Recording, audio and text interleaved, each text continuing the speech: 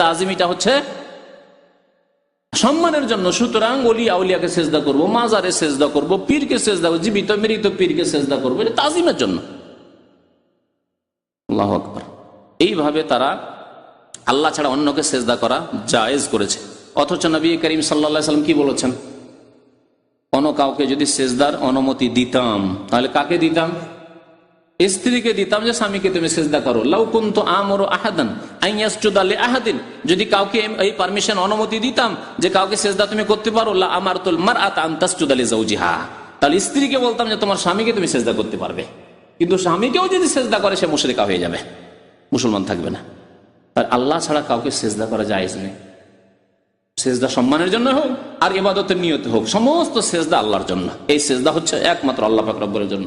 সেজদা হচ্ছে ইবাদত, এবং সেজদায় বান্দা আল্লাহর অত্যন্ত নিকটবর্তী হয়ে যায়। সেই ইবাদত আল্লাহ ছাড়া কাউকে কেমন